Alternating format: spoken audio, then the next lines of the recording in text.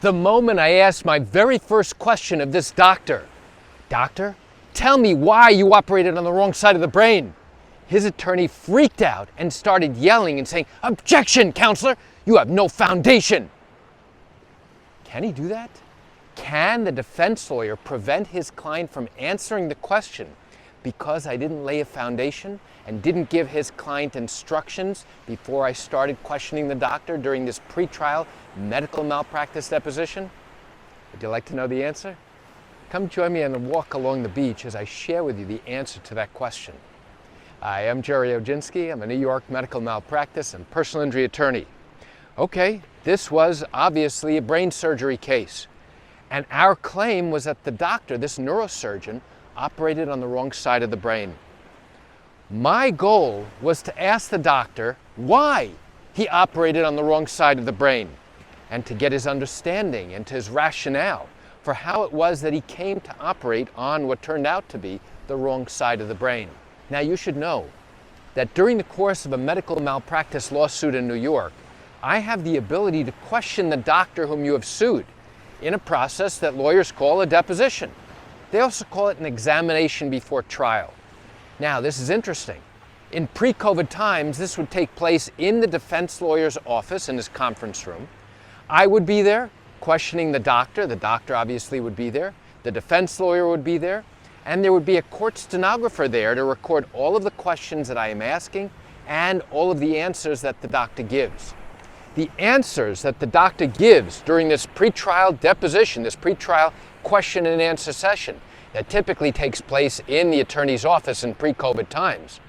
Now his answers represent his sworn testimony, and this is very important, it carries the same exact weight as if he's testifying in court at trial in front of a judge and in front of a jury. During COVID times now, everything else is the same except we now do this on a Zoom video call. So now let's get back to what I asked in the title of this video. My very first question to this neurosurgeon was, "Doctor, why did you operate on the wrong side of the brain?" "Objection, counselor. That's totally inappropriate. You have not laid a proper foundation. You haven't even established that there's a doctor-patient relationship here." So you know what I said? I said, "Counselor, can you show me where in the civil practice law and rules or in the uniform court rules for New York it says that I have to establish a foundation before I ask the question?" Face it, we all know why we're here. We know what case this is about. You've already prepared the doctor for the questioning today. He already understands and has reviewed the medical records in preparation for today's questioning. There's nothing that says I have to give the doctor preliminary instructions on what to do or what not to do. I'm sure and I'm confident that you already did that. So I'm asking the key question in this particular case. I don't need to ask 6 hours of questioning when I can narrow it down to 5 minutes. And that's exactly what I'm doing here.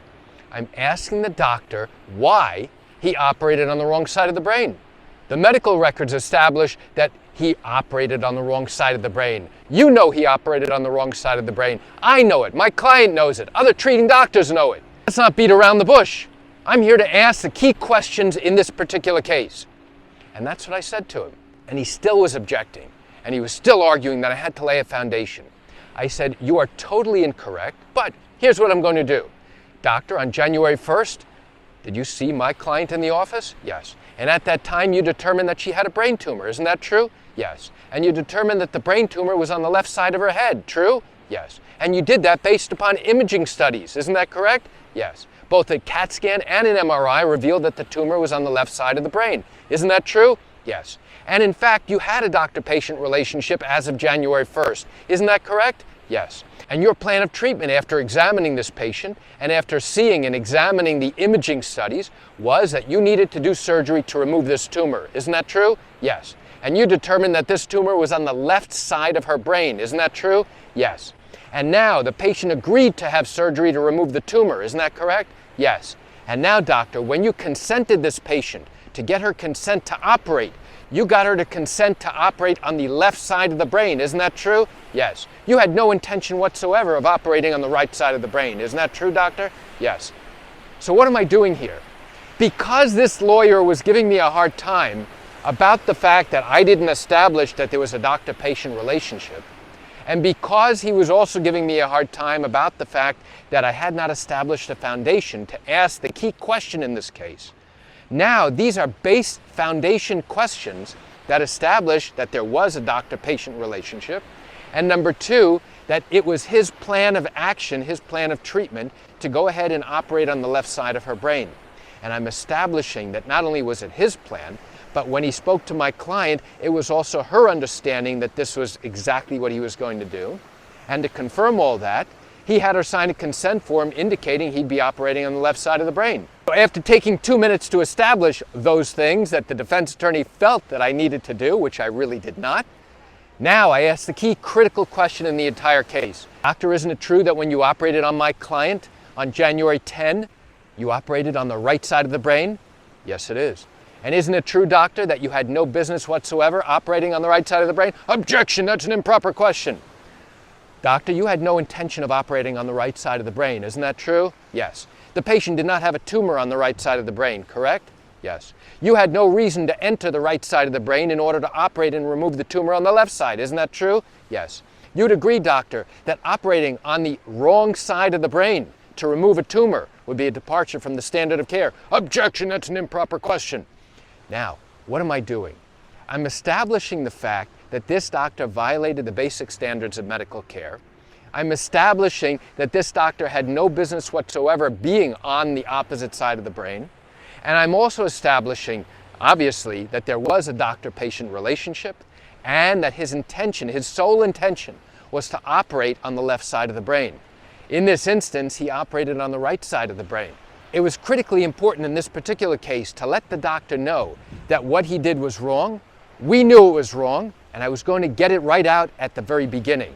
For me, I wanted to establish immediately that this doctor screwed up. I wanted to let him know that I knew about it and that there was no way he was going to get out of this and try and explain away how and why he operated on the wrong side of the brain. Why do I share this quick information with you? I share it with you just to give you an insight and help you understand how these medical malpractice cases work in New York. You know, I recognize you're watching this maybe because you want to see the beautiful beach. No, I realize you're watching this because you likely have questions or concerns about your own matter. Well, if your matter did happen in New York and you are thinking about bringing a lawsuit but haven't done so yet because you still have questions that need to be answered, what I invite you to do is pick up the phone and call me. You know, I answer questions like yours every single day, and I'd love to chat with you. You can reach me at 516-487-8207 or by email at Gerry, Gerry, at Oginski-law.com. That's it for today's video. I'm Gerry Oginski. Have a fantastic day.